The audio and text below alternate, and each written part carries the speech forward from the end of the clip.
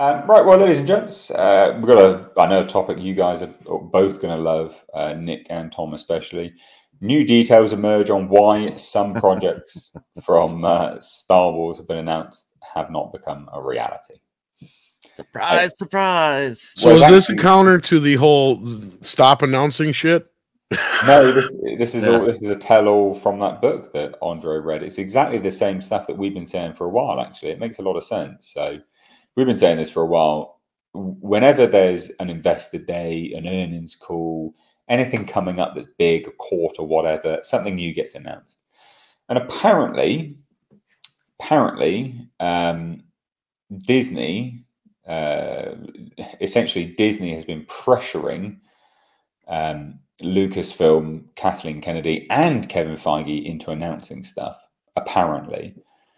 And again, this article is like, we believe that was the ousted Bob Chapek's doing. Fucking no. Well, and this is what I was saying. This kind of goes counter to what we were hearing before, specifically with Kathleen Kennedy, to stop announcing shit. And I thought that was told to her while Bob Chapek was still there. It was. Yeah. That's what I was saying. Like, yeah, because they're like, this shit ain't near ready. And they're like, now the one time I wonder if this is kind of a convolution of two things. I wonder, because didn't they have that one specific earnings call? They had a bunch of announcements on. Yeah. Oh, the one. So this is that. Well, this but is. I think there's one important thing to point out here, and that is especially Lucasfilm's problem with announced projects that never happen. It predates JPEG by years. It does.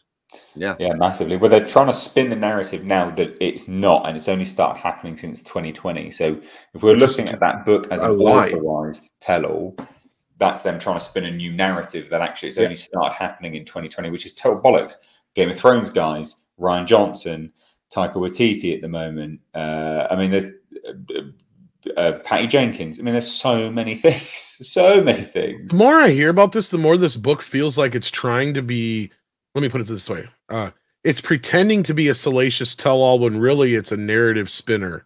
And it seems to be spinning things more in the way of, well, it wasn't our fault. Yeah.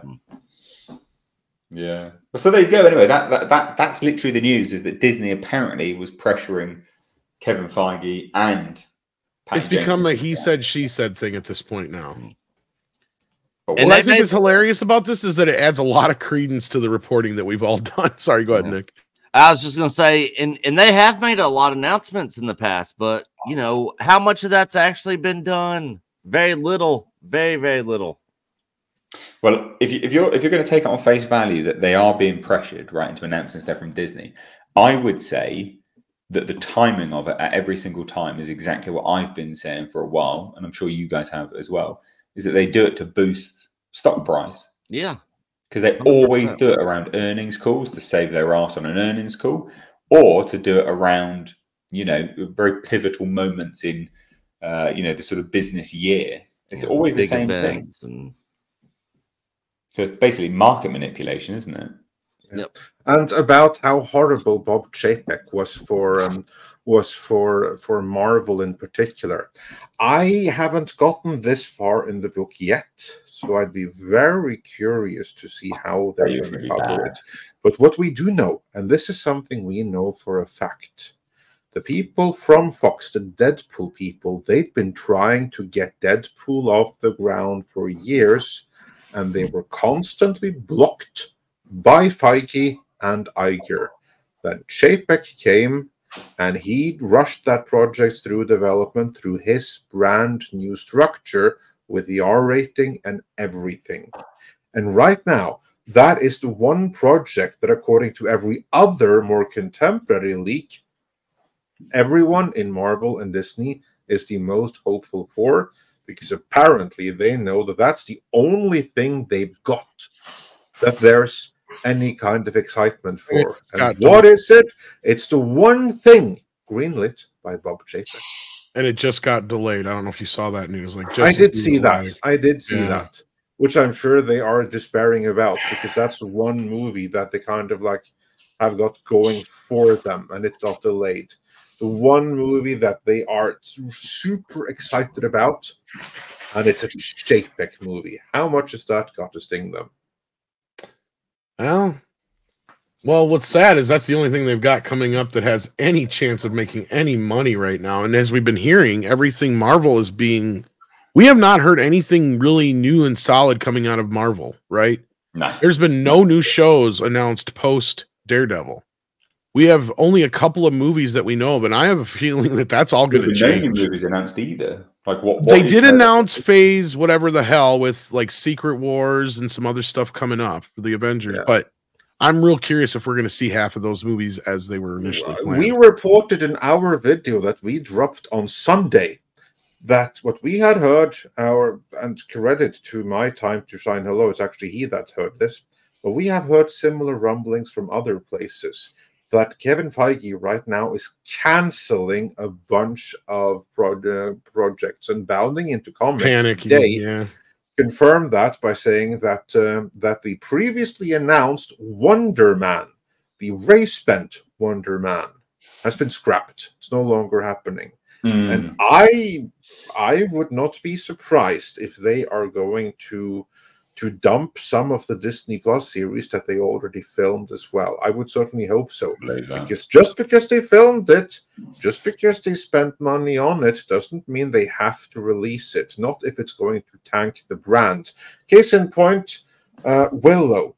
How much do you want to bet if they could go back in time, they would not have released that piece of shit at all? Because they removed it from the platform and basically removed it from existence.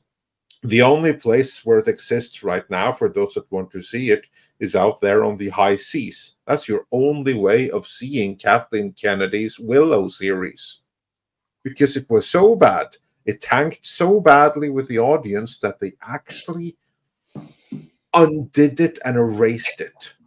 And if they could go back in time, I'm sure they would have done that before they released it, never releasing it at all. And I think the biggest mistake they can do is actually release some of these Disney series that are coming. Like, for instance, Secret Invasion that they did release.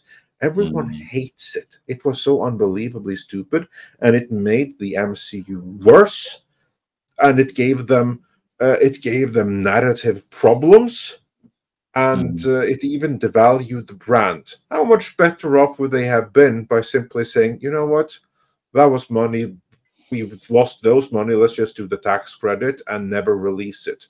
Honestly, they needed to do that with Secret Invasion. And that's what they need to do with Echo. They need to do with Agatha all along. It's changed titles 3 times. So to me, the series is called Agatha All Along. That's the one title I'm sticking to. I love it. That's what they need to do with the Ironheart.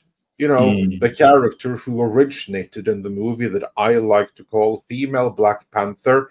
Keep all the water Mexicans out of Wakanda forever.